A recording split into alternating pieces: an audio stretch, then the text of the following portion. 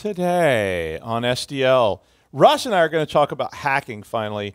Everybody out there wants to be a hacker. I get asked that question all the time. There's this whole shadowy mythology around it. People wearing hoodies, people wearing leather trench coats, all that kind of stuff. It sounds exciting. It sounds dramatic. But we want to talk a little bit about what hacking really is and some of the legal issues that come up if you get involved in hacking, because even though it's a well-publicized occupation, a lot of people still don't understand it. So stick around for Secure Digital Live.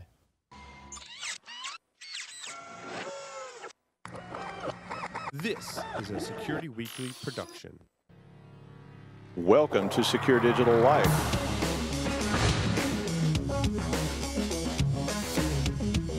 If your users are going to keep putting risky stuff on your machine, you're screwed.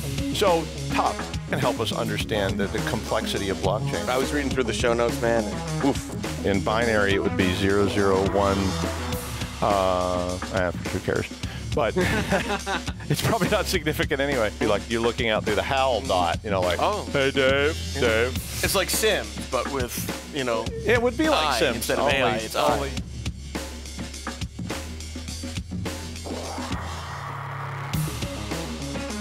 Accredited by Microsoft, Cisco, NetApp, IDLE, Oracle, and EC Council, QuickStart delivers high-impact, low-cost IT training through its cognitive learning platform in multiple domains. With QuickStart, you get an ever-growing catalog of courses, self-paced courses offered through a monthly subscription, virtual classrooms offered through an annual subscription, peer-to-peer learning, mentoring, official courses, certified instructors, hands-on labs, and more. For more information, visit www.quickstart.com. Use coupon code PAUL20 to get 20% off on all cybersecurity courses. QuickStart, creating world-class technologists.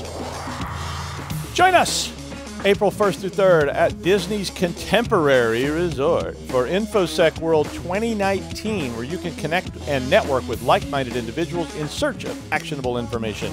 Visit https://infosecworld.misty.com and use the registration code, here it comes, OS19-SecWeek for 15% off the main conference or a world pass. And if you're interested in booking an interview or briefing with Security Weekly, please go to securityweekly.com/conference request and submit your request. And possibly you too can be on Security Weekly down at InfoSec World.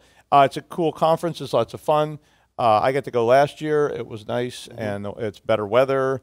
And it's in Disney World, so yeah. How can you go wrong with that? Russ is with me today, so he's here. We wanted to talk about hacking today. I was thinking about all the stuff people ask me all the time, and a few weeks ago we were doing stuff on our desktops for acronyms. So I was thinking, well, this is other stuff that's on my desktop. I get people come in, I get students come in, I get parents come in, and they go, so he wants to be a hacker. Like, what's involved? Or you've probably seen this posted on bulletin boards all over the place. Like, I want to learn to hacks. How do I? Yeah, and then they tell them, oh, download this file, and it'll teach you everything you need to know. And that file is a virus or something. Well, of course, yeah. I mean, but it actually that's a way to learn. And it's like, how do I get my computer back online from this malware? And it's like, ooh, I'm a malware reverse engineering specialist now. So that's how most of us learned it. It was like, oh, I shouldn't have done that, and oh, there's smoke coming out of it. How do I fix it? Well, so anyway, the term hacker. When I was young, back when we had gas-fired computers and all that kind of stuff, pull start. Not coal-fired? Yeah, I actually used to have a pull start I took off of a lawnmower, and I like literally just like sort of like bolted it on the side of a monitor. And so people would see it in my office, and they would go, "What is that?" And I'm like, "Oh, it's an old monitor. You have to fire it up every morning with a pull start." I thought you were busting my chops, but I guess you're actually being. Yeah, I made Russ pull that. I made him pull that thing like 50 times. I go, come on, Russ, I can't see anything. Keep cranking. Come on, you got to pull the thing to keep it running. Oh God! But the term hacker was originally way back, like when was a term to describe an engineer. And people that cobble together like pieces of source code, or they cobble together programs or whatever. And that was where the term hacker, at least it's the first time I ever heard, and all this is about what I started hearing, so who cares about what's real? But I mean, that was when I was hearing it, was people were called hackers that were essentially programmers. And that was before the 1980s. So back in the 70s, you heard people talk about hacking, and hackers were really just engineers, because they were people that came in with screwdrivers, or they came in and wrote some code or whatever. And so people call them hackers. But in the 1980s, all of a sudden something changed, and Hollywood got hold of the idea of the term hacker. And so the first time I started seeing people talk about hackers, you want to guess the movie?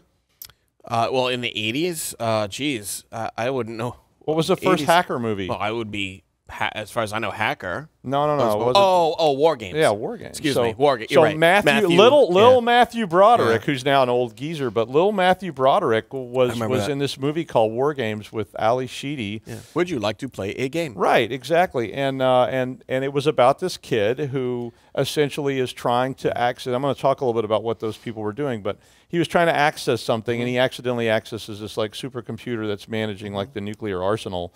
And it gets a little scary. Yeah. But I mean, and that started. So to me, anyway, that was a place where it started to become like this idea, or this glorified idea of what hackers were. Now, when I was working on this stuff in the early '80s, a lot of people talked about hacking in terms of system admins and people like that. So we were managing labs.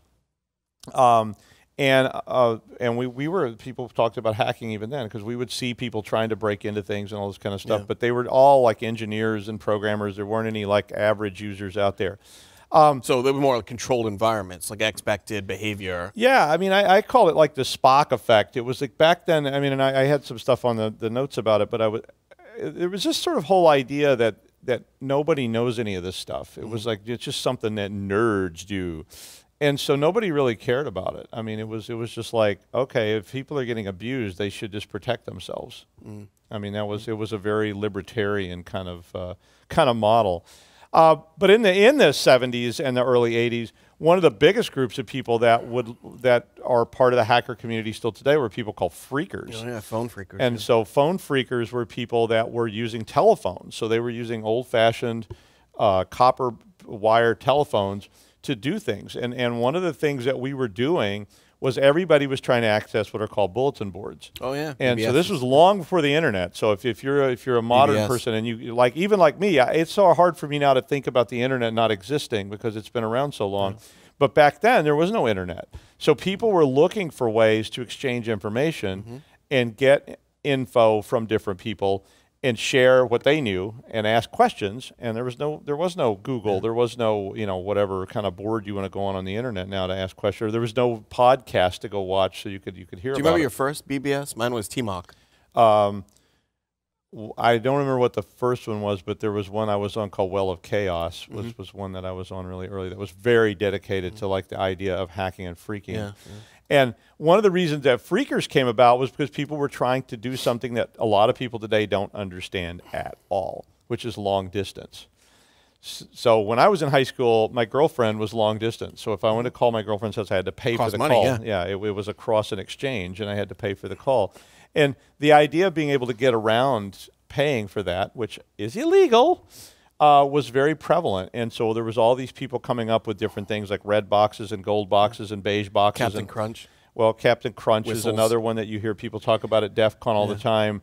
Alt 2600. Oh, yeah. So the whole concept of Alt 2600 is about phone phreaking. And 2600, if you don't know, is a reference to the frequency of the Captain Crunch whistle that would give you essentially administrative rights on telephone networks. Payphone, yeah. Yeah, or pay phones or just any phones where you could go in there. So people were using all that stuff to try to, for me anyway, the idea was to get to these bulletin boards because all of them are long distance charges. So one of the problem was, how do I get there without paying the long distance charges? And that was where the sort of phone phreaking world started to evolve. Back then, there were several different reasons that hacking was not an issue, or maybe because it grew. There was no security. I mean, literally in the 70s and 80s, there was the concept of security on systems was almost non-existent because it was all based on security through obscurity, which is one of those things I hate a lot. Because the idea that no one can figure this out, it's like, I understand, Doug, that you figured it out, but you're a nerd. Most normal people in the world would never be interested in such things. We'd be down at the country club having drinks and snacks like normal, average human beings. Whereas you nerd-type people are what? In a pit somewhere eating raw meat.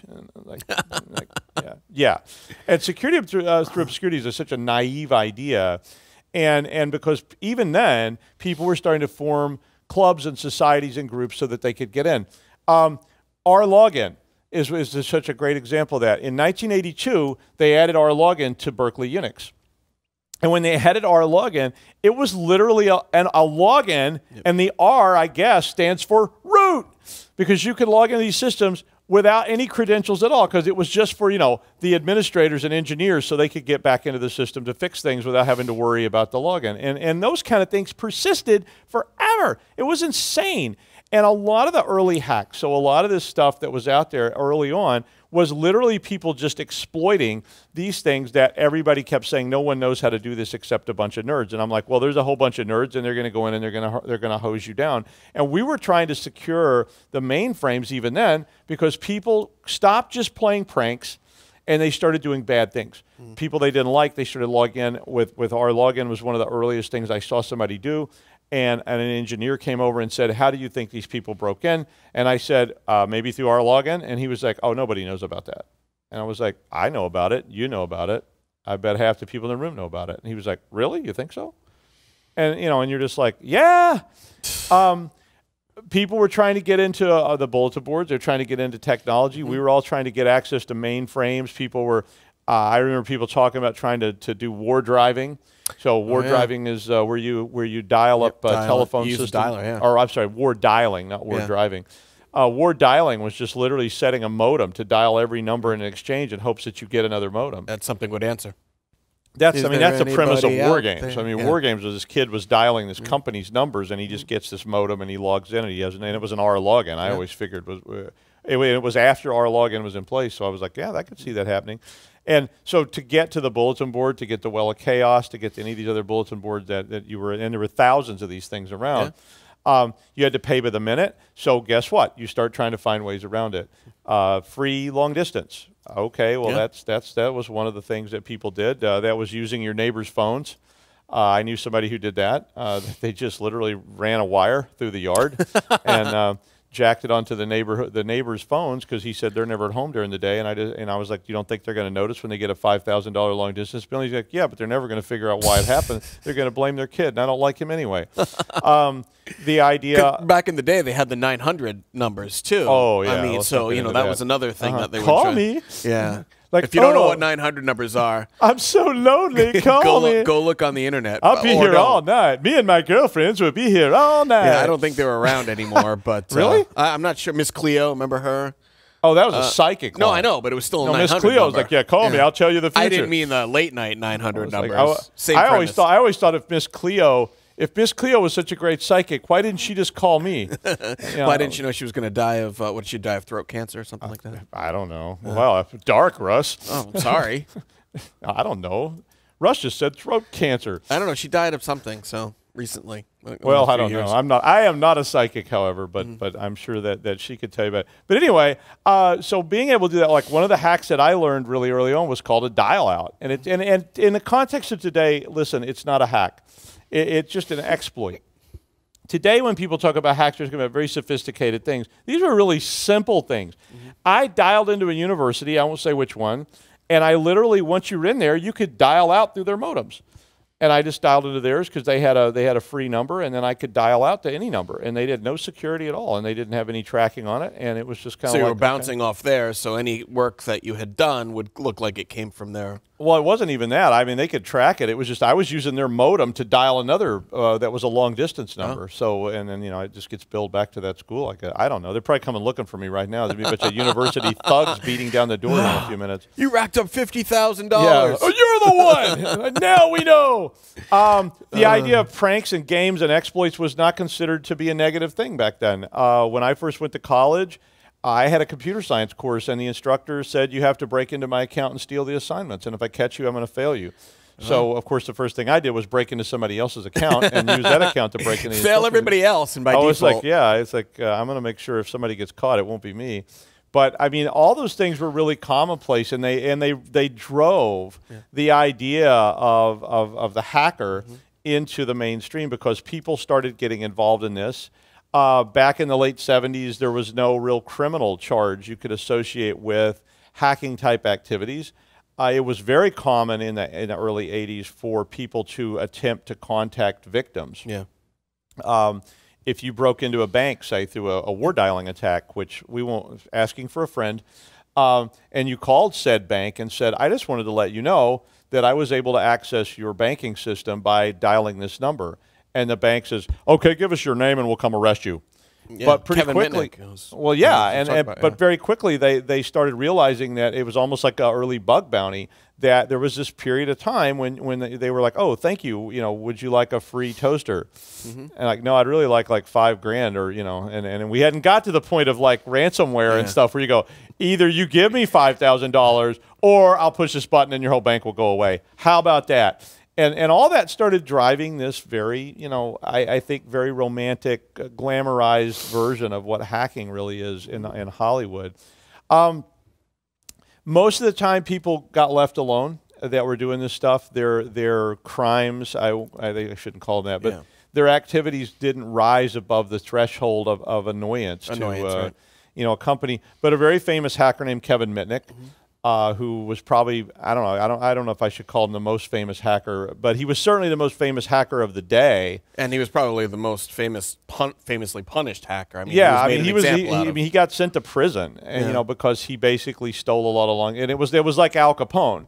So I don't know if you know who Al Capone is, but he was a famous gangster, and they tried to arrest him for all these awful things that he did, but they never could get a conviction of him. So they finally charged him with tax evasion, and then they put him in prison. And they kind of went after Mitnick the same way. They went after him for wire fraud and for stealing long-distance service, because he was stealing a lot of long-distance service. And he was really a freaker and a social engineer, and he was out there and he was stealing long-distance service, and I don't really know what he was doing with it, but nevertheless, he got put in prison. For 10 years, I think. Oh, right? yeah, like a long time, because I was at DEF CON when he called in, and somebody said, they said, I thought you weren't supposed to touch any electronic device. Yeah. And he said, oh, I'm not touching it. My parole officer's holding it. And he was just talking on the phone. And I don't remember which DEF CON that was, but it was a long, long time ago.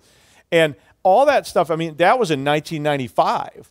So even in 95, they were having a lot of trouble finding ways to try to identify and understand what hacking actually was. The CFAA, which is a very famous piece of legislation called the Computer Fraud and Abuse Act, was passed in 1984. And I always thought some of it was because of war games. War games came out at the same time.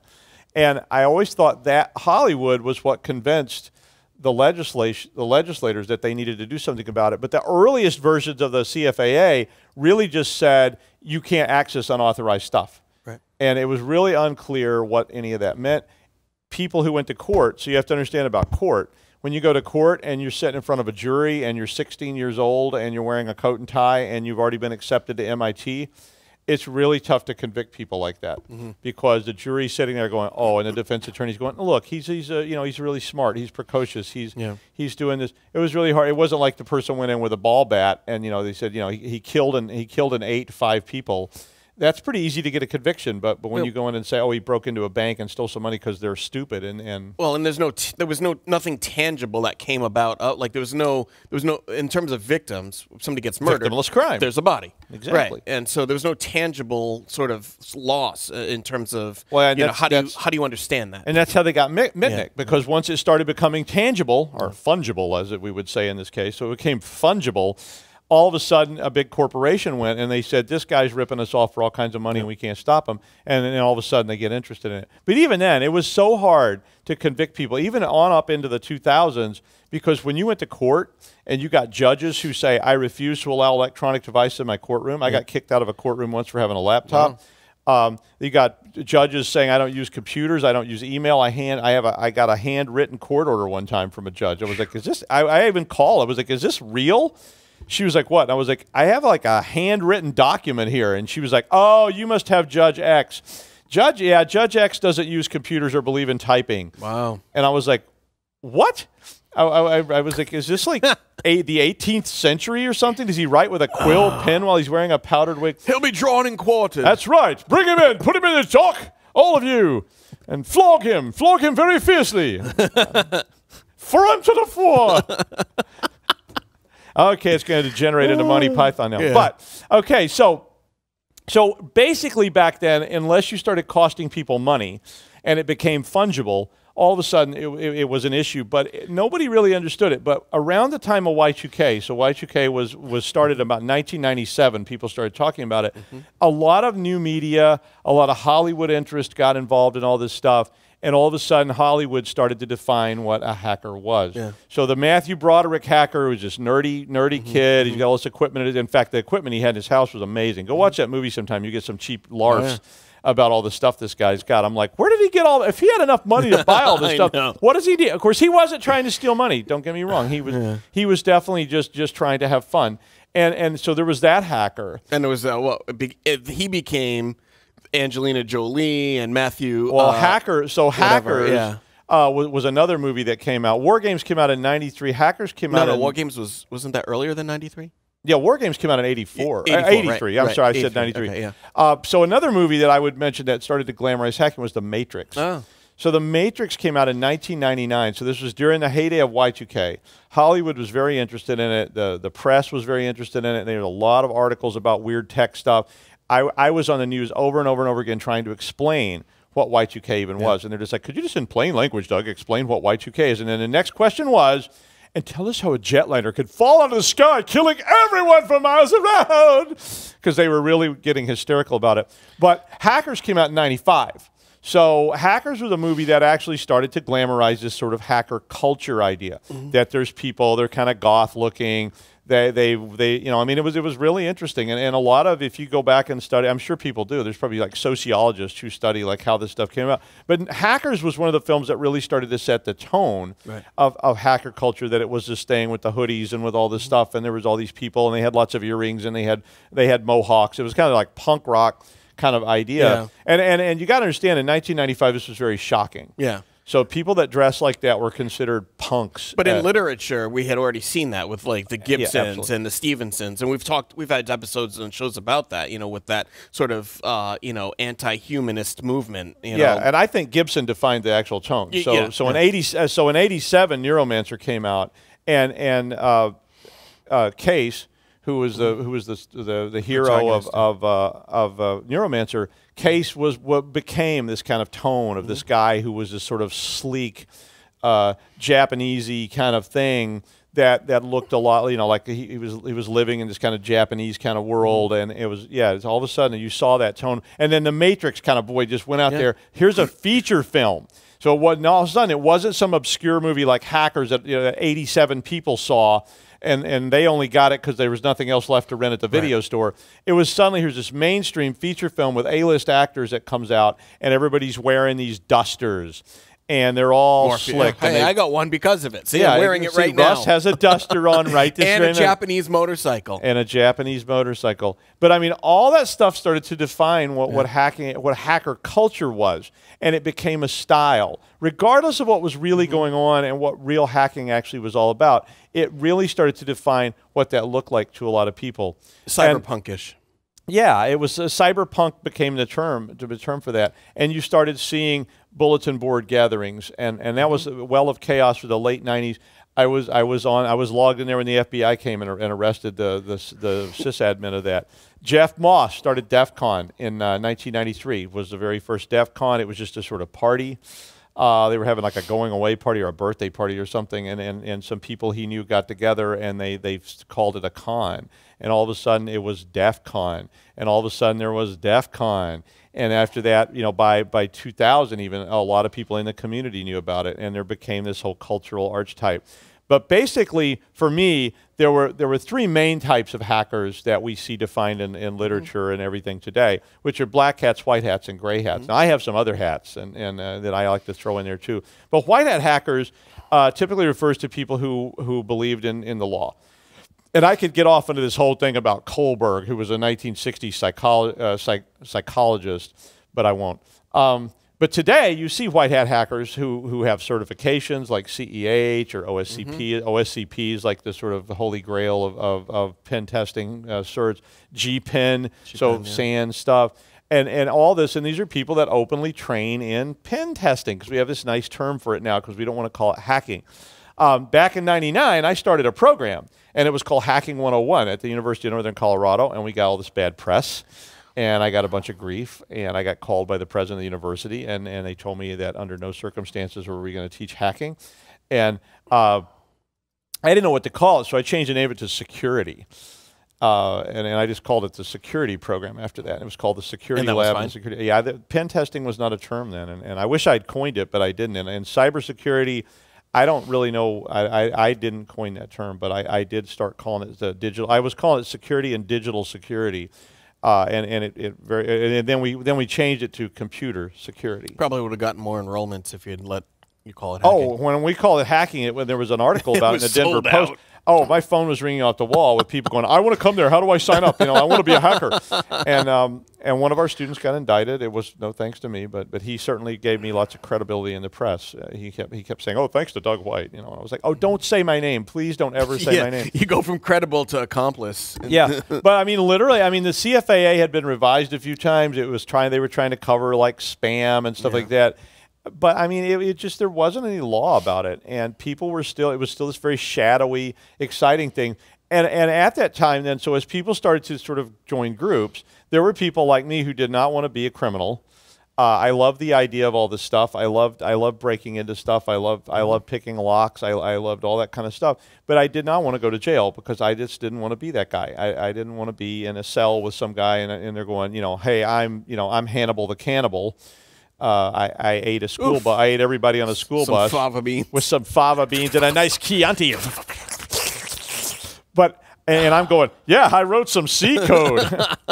I'm a decent programmer. But black hat hackers then started to sort of come about and again get over glamorized. So the idea of a black hat hacker was now somebody who says, I have the same skills, I do the same stuff, I'm involved with the same thing the white hat hackers are involved in, but I'm basically going to hack people and I'm going to punish people, and that's even sort of split into multiple sects now. Yeah, now you've got sort of the ethical hacktivists. They're called like anonymous, who are really black hat hackers. Yeah, could be. It depends on what side they fall on. And you have to talk about Kohlberg, so we have to have 5 lectures on the history of Kohlberg. Yeah, I know he's rolling his eyes, but that's too bad. But we're not going to do that today. But the idea, of somebody who's a hacktivist was somebody who said, I answer to a higher power.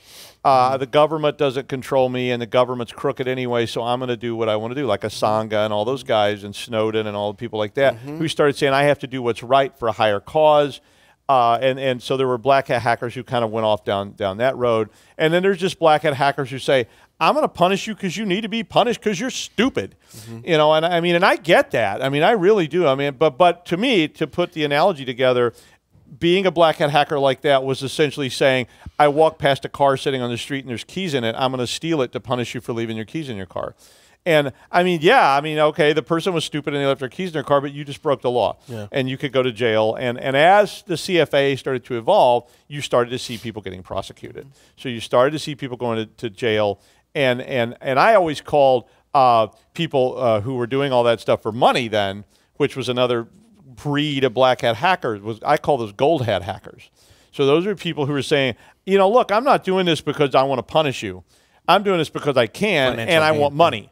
So I need money, I want to make a living, and you're stupid. So I'm going to break into your bank, and I'm going to steal all the money I can out of your ATM. And today, that's a huge venue. There's tons of that stuff that ranges from ransomware, which is just like malware stuff, all the way over to people who actively are breaking into financial institutions, to cryptocurrencies, to whatever they could get away with to extract money and make a living. Opportunists. And or provide their country with money.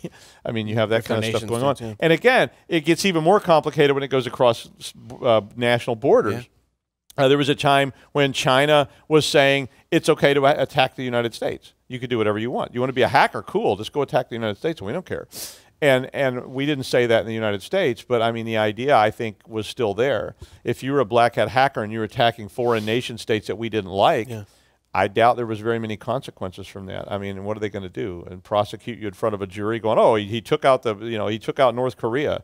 Like, ooh, wow, yeah, that's an awful thing to do for the country. Yeah. I always felt like if they were black hat or white hat, I guess it didn't really matter for what I'm about to say, but, it would always, in my opinion, be best practice to to have the federal government step in and hire them. You know what I mean? Instead of sending them to damn prison. I don't know that. I haven't studied that, and I think there was a time when some of that was going on, when there was this idea, and again, that was part of it was Hollywood. You know, like Swordfish is like that, where you know the government comes and grabs you because you're this great hacker, and they say, "We need you. We need you, son.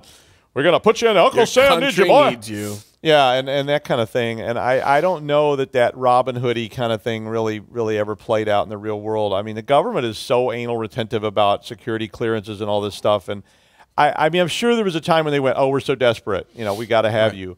And that may have happened. But I think for the most part, that's kind of where white hat hacking started to develop, was because they wanted people, so they had to train them themselves, because they couldn't go out and say, I'm going to hire this felon. And I'm going to give them a top secret clearance. Oh, yeah, that actually has happened today, but we won't get into that. But, I mean, the idea of that Robin Hood stuff also was a Hollywood thing. It was the idea that black hat hackers are these, you know, a bad guy with a heart of gold who's really doing this to save the world or whatever. And, I mean, you saw scripts like that coming out all the time. And, okay. And then I also have no-hat hackers. So no-hat hackers are what I call script kiddies.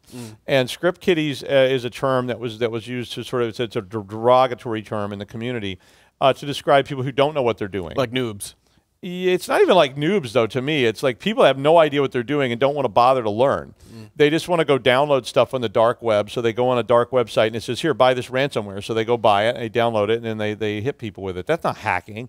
That's just like, you know, I mean, it's stupid. Well, it's not stupid. It's just causing trouble or whatever. Yeah, and you get a lot of that. So you see that in high schools. I've done cases in high schools where it was like kids doing, you know, messing with the thermostats or whatever, but they didn't even know what they were doing. I've done several cases like that where people were exploiting others through various techniques that they were told how to do by somebody on 4chan or 8chan or any of these kind of things, any of the other chans. Somebody was, you know, or they just went on the dark web, and there was a site where they told you exactly how to steal pictures from people's phones, and all that stuff's hacky. But I call those people no-hat hackers, because they really don't have. They're not even newbies who want to learn. They're just people who say, I don't want to bother to learn, or I'm not smart enough to learn. I don't have any skills, but I'm gonna get involved in this anyway. Yeah. And the last one is gray hats. And gray hats is, to me, very complicated category. So gray hats was stuff to describe people who are black but mostly white, or white that were mostly black hackers. Yeah.